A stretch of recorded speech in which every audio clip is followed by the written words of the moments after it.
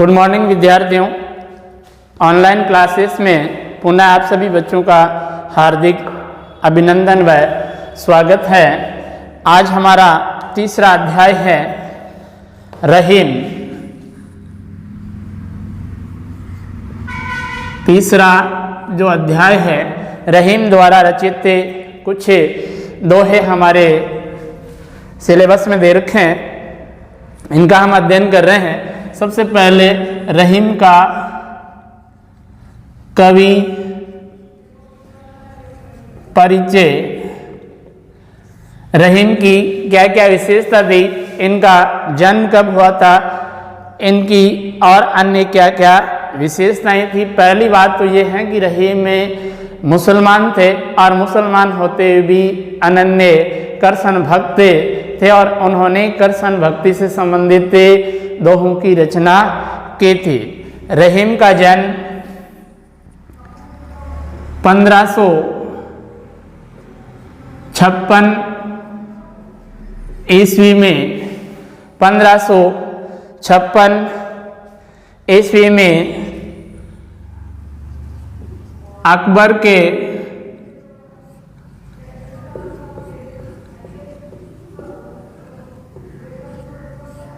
संरक्षक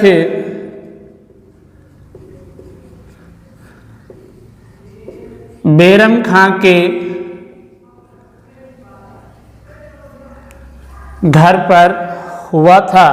बैरम खां के घर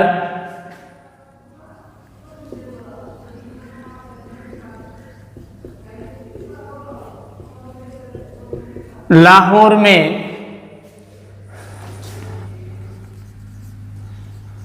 हुआ। इनकी माता का नाम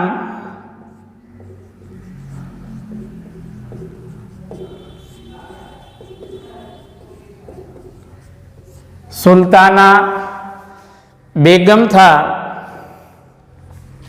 इनकी माता का नाम सुल्ताना बेगम था। 1562 ईस्वी में 1562 ईस्वी में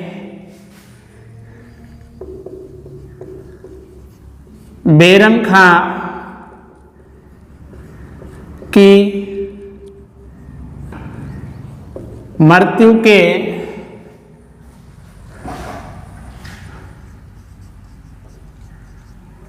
उपरांत सम्राट अकबर ने इनकी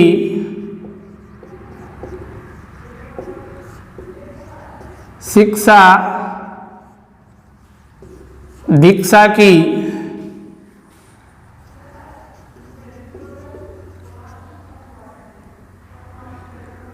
व्यवस्था की। 1562 ईस्वी में जब बैरम खां का निधन हो गया तो इनकी शिक्षा दीक्षा की व्यवस्था सम्राट अकबर ने की। इनका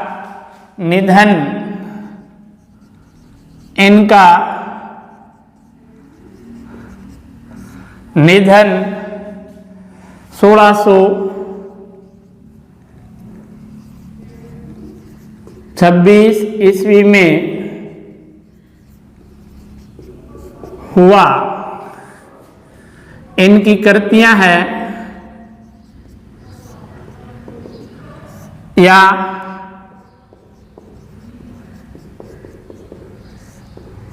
रचनाएं, इनकी कृतियां या रचनाएं रहीम दोहावली,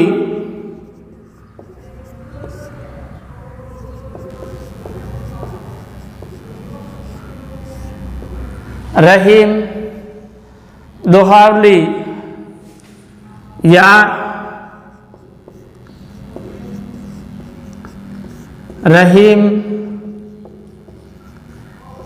सत्य सही, रहीम दोहावली या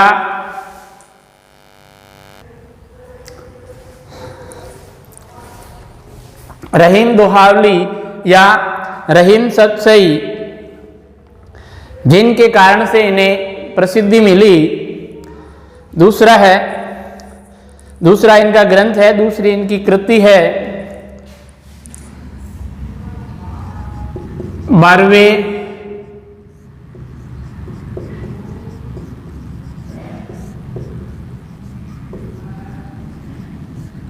नाई का भेद, 12वें नाई का भेद,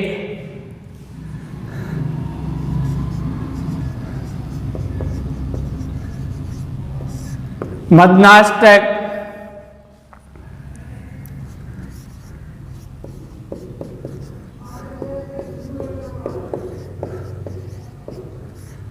श्रृंगार, सोरठा,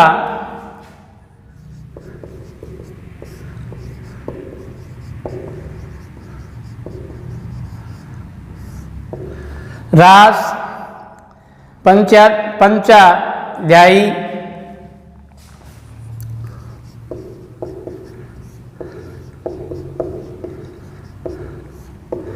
नगर शोभा तथा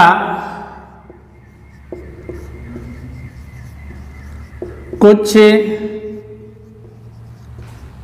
फुटकर कविता, कुछ फुटकर कविताएं मिलती है। खेट,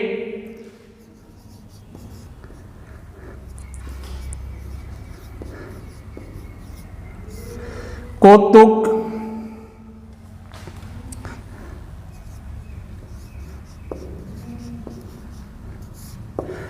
जानम, खेट, कौतुक, जानम,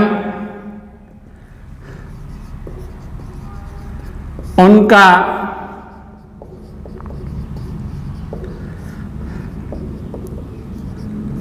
ज्योतिष ग्रंथ माना जाता है।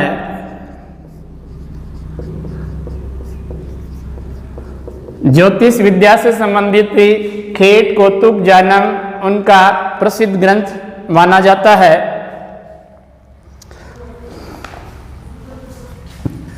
उन्होंने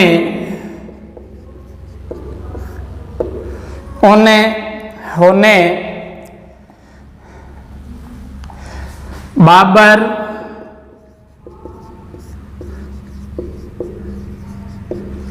के आत्मचरित्र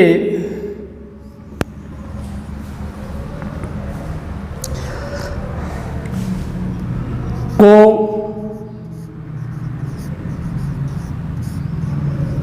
तुर्की भाषा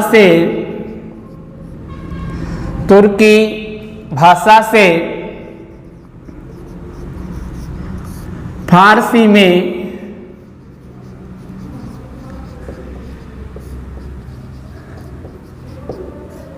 अनुवाद किया। बाबर का जो बाबरनामा है, उनका आत्मचरित्र है, उनका इन्होंने तुर्की भाषा से फारसी भाषा में अनुवाद किया और उसका नामकरण दिया इन्होंने फारसी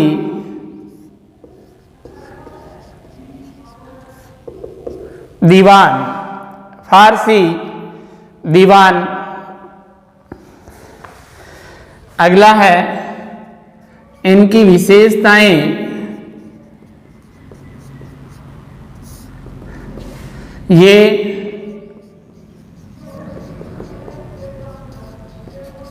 मुस्लिम थे।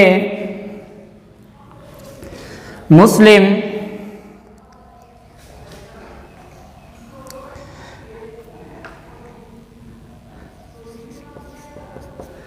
थे। इसके साथ साथ अनन्य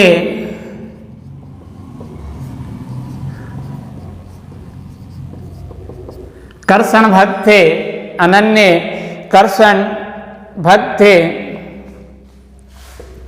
इसके साथ साथ अकबर के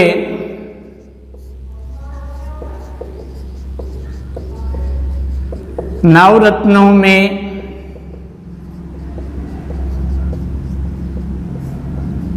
शामिल थे। अकबर के नवरत्नों में शामिल थे। उनके दोहे, इनकी भाषा क्या थी? उनके दोहे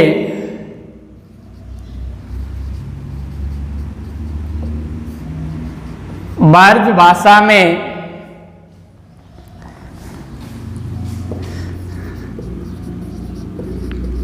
बरवे,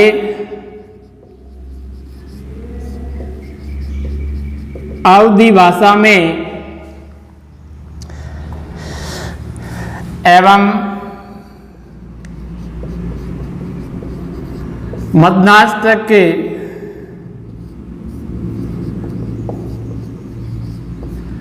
खड़ी बोली में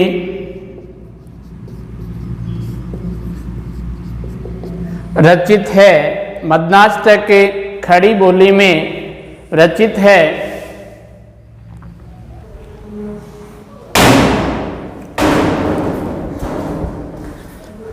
देखिए, पहला दोहा है, अच्युत चरण तरंगिनी शिव सिर मालती माल, हरि न बनाओ सुरसरी की जो इंदव भाल। पहला शब्द है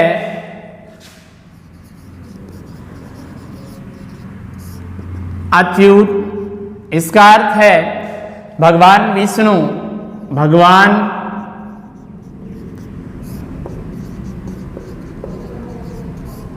विष्णु।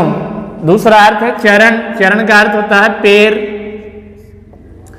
तीसरा शब्द है तरंगिनी, तरंगिनी का अर्थ होता है चरणों से निकलने वाली। चरणों से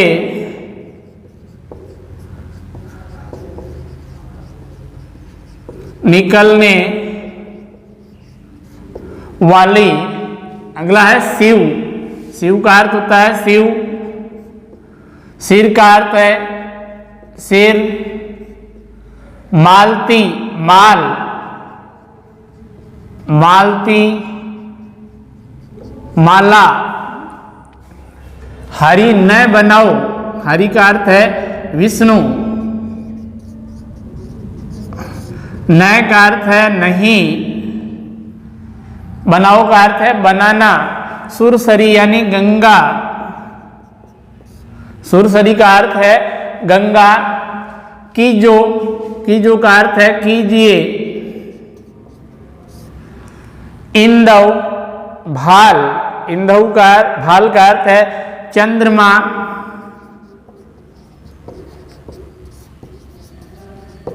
है मस्तक पर जिसके चंद्रमा है।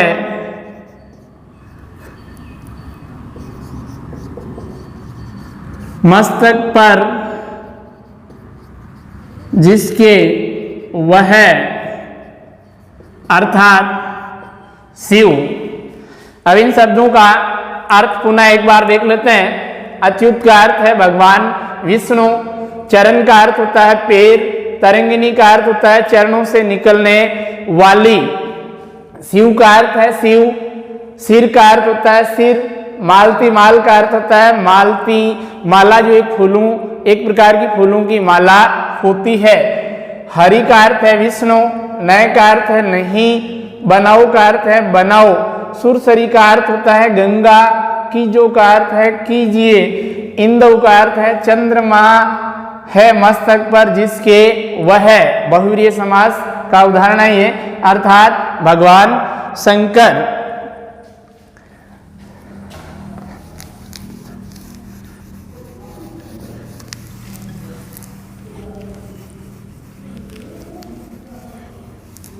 अब देखिए इसकी व्याख्या कैसे करनी है। प्रस्तुति पद्यांश अब्दुल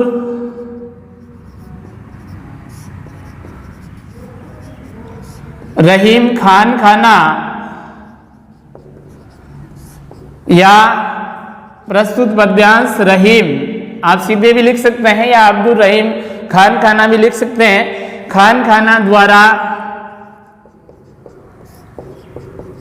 रचित दोहावली अब्दुल रहीम खान खाना द्वारा रचित दोहावली से संकलित है, दोहावली से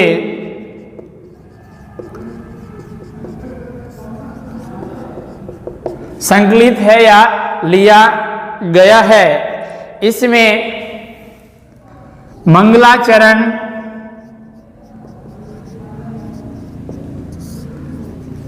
के रूप में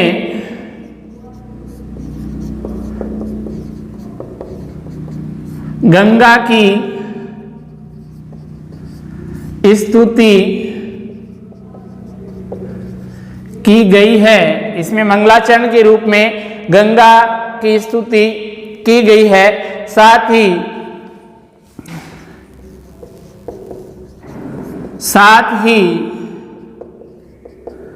गंगा की इसमें साथ ही गंगा की महिमा व्यक्त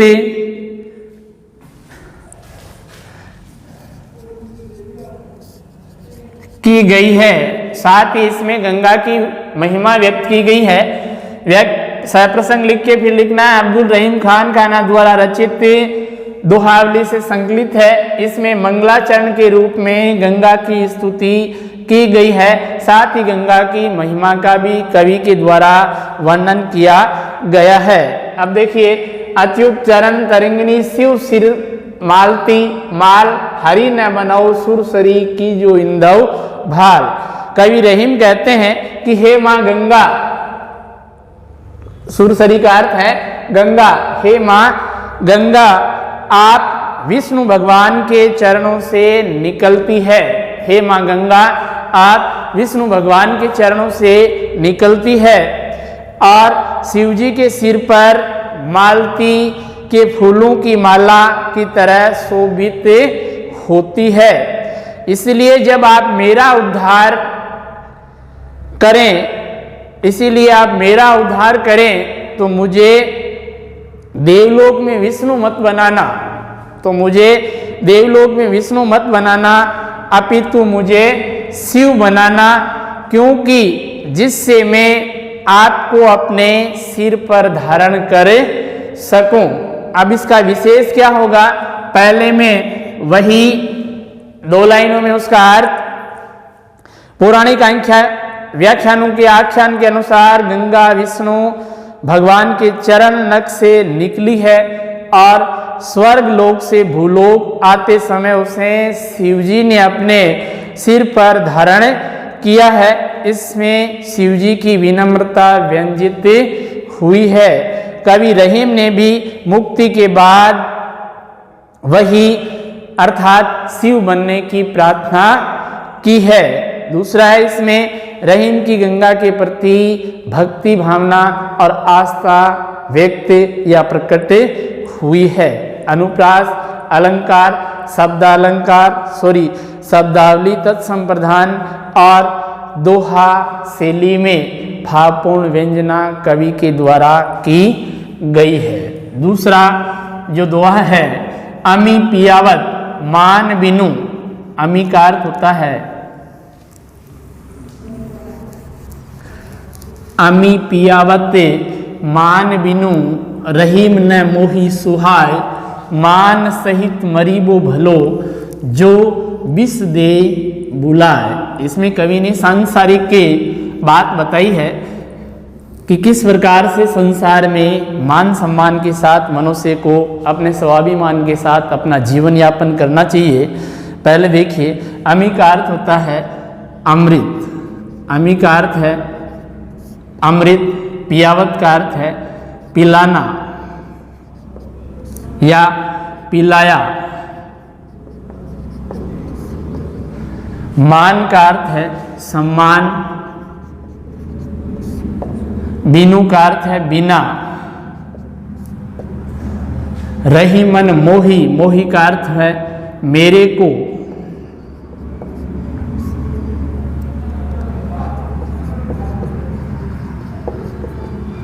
नय का अर्थ है नहीं, सुहाय यानी अच्छा।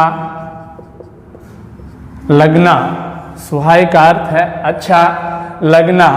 मान सहित, वापस वही शब्द, मान का अर्थ है सम्मान, सहित का अर्थ है साथ में, मरीबो का अर्थ है मृत्यु, भलो यानी अच्छा है।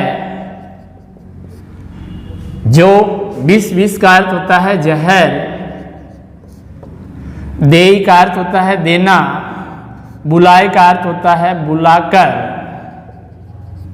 बुलाकर। अब देखिए इसकी व्याख्या वैसे ही करनी है। प्रस्तुत पद्यांश कवि अब्दुल रहीम खान खाना के द्वारा रचित दोहावली से संकलित है। इसमें कवि ने मान सम्मान रखने वाले की भावना का आदर करने के लिए कहा गया है कि जो हमारे साथ या हमसे मान सम्मान के साथ हमसे पेश आता है, उस व्यक्ति विशेष के साथ हमारे मन में, हमें अपनी आत्मा में उसके प्रति कैसी भावना व्यक्त करनी चाहिए, कैसे भाव उसके मन में उसके व्यक्ति के प्रति हमें धारण या रखने चाहिए। देखिए अब इसकी व्याख्या है। अमी पियावत मान बिनु रहीमन मोही न सुहाय। रहीम कहते हैं कि कोई मुझे मान या आदर के बिना अमृत पिलाए, कोई मुझे मान या आदर के बिना अमृत पिलाए, रहीमन मोही न सुहाय, तो भी वह अमृत मुझे अच्छा नहीं लगता या लगेगा।